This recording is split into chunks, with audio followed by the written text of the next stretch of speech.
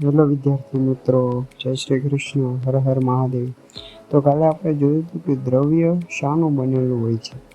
આજે આપણે જોવાનું છે કે દ્રવ્યના જે કણો હોય છે કેટલા સૂક્ષ્મ હોય છે તેને આપણે જોઈ શકીએ છીએ કે નથી જોઈ શકતા, તેની લાક્ષણિકતાઓ શું છે એના વિશે આજે અભ્યાસ કરવાનો છે. તો એમાં છે 1.1.2 દ્રવ્યના કણો કેટલા સૂક્ષ્મ હોય છે. તો એના માટેની અહીં એક પ્રવૃત્તિ આપેલી છે. એ પ્રવૃત્તિમાં શું કરવાનું છે કે પોટેશિયમ પરમેંગનેટ લેવાનું છે. એ 100 ml પાણીની અંદર નાખવાનું છે એટલે તમને ગુલાબી કલરનું પ્રવાહી બતાશે. હવે એમાંથી 10 ml લેવાનું છે અને પાછું 100 ml પાણીની અંદર મિશ્રણ કરવાનું છે. પાછું 10 ml લેવાનું, પાછું 100 ml પાણીની અંદર મિશ્રણ કરવાનું છે. આવું 3 વખત કરવાનું છે. પછી તમે જ્યારે આ ચારેય પ્રવાહી પાત્રને એકબીજાની નજીક રાખશો તો સૌપ્રથમ તમને જોવા મળશે કે જે તમે પહેલાં મિશ્રણ કર્યું હતું એનો ઘાટો ગુલાબી કલર છે. પછી જે બીજા નંબરનું છે એનો થોડોક પહેલાં કરતાં આછો, ત્રીજામાં એનાથી આછો અને ચોથામાં સૌથી આછો કલર જોવા મળે છે. તો આના ઉપરથી આપણે એ શીખવા મળે છે કે જે દ્રવ્યના કણો છે એ સતત વિભાજન પામતા રહે છે. હવે જો તમારે પોટેશિયમ પરમેંગનેટ ના લેવું હોય તો તમે ડેટોલનું પાણી પણ લઈ શકો છો. એની અંદર કોઈ કલર જોવા નહીં મળે, પરંતુ તમને શું જોવા મળશે? સ્મેલ એની આવતી રહેશે. પહેલામાં વધારે સ્મેલ આવતી છે, બીજા પ્રવાહીમાં ઓછી, ત્રીજામાં એનથી ઓછી અને ચોથામાં એનથી ઓછી ડેટોલની સ્મેલ આવતી રહેશે. ત્યારબાદ છે દ્રવ્યની લાક્ષણિકતાઓ. એમાં પહેલી લાક્ષણિકતા એ છે કે દ્રવ્ય નાના કણોનું બનેલું હોય છે અને હરેક દ્રવ્ય છે એ જગ્યા રોકે છે. આપણે જોયું હતું મીઠાને અથવા તો ખાંડને પાણીની અંદર જ્યારે ઓગાળવામાં આવે ત્યારે મીઠા અને ખાંડના જે અણુઓ છે એ ક્યાં છુપાઈ જાય છે? કે જે પ્રવાહી પાણી છે, પાણીના અણુઓ છે એની વચ્ચે જે જગ્યા રહેલી છે એની વચ્ચે છુપાઈ જાય છે મીઠા અને ખાંડના કણો. ત્યારબાદ બીજી લાક્ષણિકતા છે દ્રવ્યના કણો સતત ગતિશીલ હોય છે. હવે કેવી રીતે ગતિશીલ હોય એના માટેની અહીં 3 પ્રવૃત્તિ આપેલી છે કે જ્યારે કોઈ બંધ ઓરડાની અંદર ખૂણામાં અગરબત્તી સળગાવવામાં આવે તો આપણે એની સ્મેલ લેવા માટે, એની વાસ સૂંઘવા માટે નજીક નથી જવું પડતું. આપણે ગમે ત્યાં ઊભા હોય આપણે એની સ્મેલ આવી જાય છે. ત્યારબાદ બીજી પ્રવૃત્તિ છે કે એક પાણીનું બીકર લઈ અને એની અંદર શાહીનું ટીપ પાડી દેવામાં આવે. ધીમે ધીમે શાહી છે એ પ્રવાહીમાં મિશ્રણ થતી જાય છે. ત્યારબાદ ત્રીજી પ્રવૃત્તિ એ છે કે ગરમ પાણી ભરેલા એક પાત્ર તથા ઠંડા પાણી ભરેલા બીજા પાત્રમાં કોપર સલ્ફેટ અથવા તો પોટેશિયમ પરમેંગનેટનું દ્રાવણ લેવામાં આવે તો એવું જોવા મળશે જે ગરમ પાત્ર છે એની અંદર ઝડપથી મિશ્રણ થશે પોટેશિયમ પરમેંગનેટનું, જ્યારે ઠંડા પાણીની અંદર થોડું મિશ્રણ થતાં વાર લાગશે. તો અહીંથી આપણે એક વસ્તુ એ પણ શીખવા મળે છે કે જેમ તાપમાન વધારવામાં આવે તેમ દ્રવ્યના જે કણો છે એની ગતિ ઉર્જામાં વધારો થાય, એની ગતિશીલતામાં વધારો થાય છે. ત્યારબાદ ત્રીજી લાક્ષણિકતા છે એ પહેલાં આપણે અહીંયા એક વ્યાખ્યા જોવાની છે જેને પ્રસરણ કહેવામાં આવે છે. પ્રસરણ કોને કહેવામાં આવે છે? બે જુદા જુદા પ્રકારના દ્રવ્યોના કણોની એકબીજામાં આંતરમિશ્ર થવાની ઘટનાને પ્રસરણ કહે છે.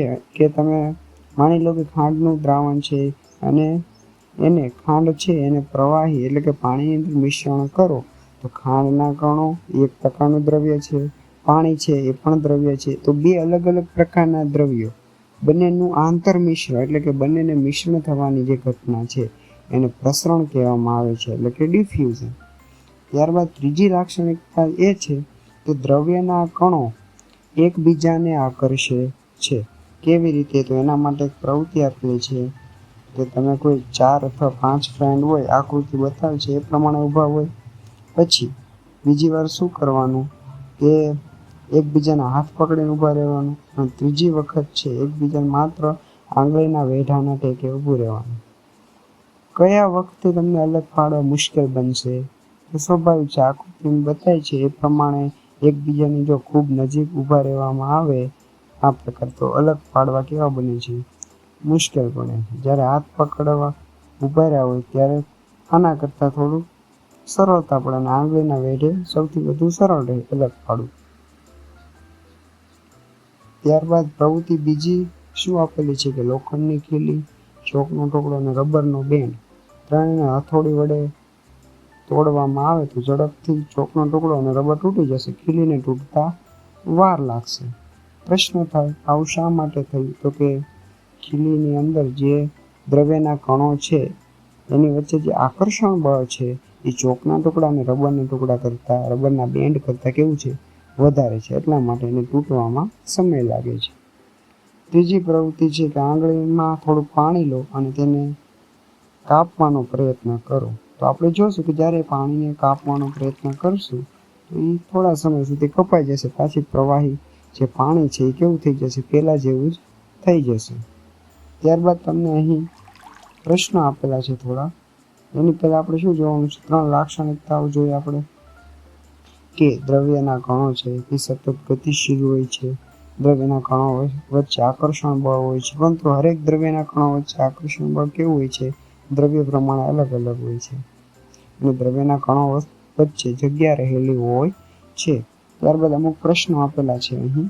તો નીચેના પૈકી કયા દ્રવ્યો છે એના ઉદાહરણ આપેલા છે. કયા દ્રવ્યો છે કયા નથી એ તમારું હોમવર્ક છે.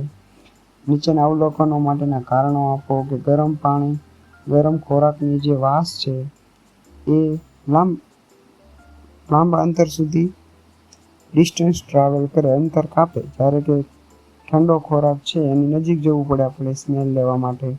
ત્રીજું છે તરવૈયો સ્વિમિંગ પુલમાં પાણીના પ્રવાહને કાપીને આગળ વધી શકે છે. અહીં દ્રવ્યનો કયો ગુણધર્મ જોવા મળે છે એ પણ તમારે કહેવાનું છે.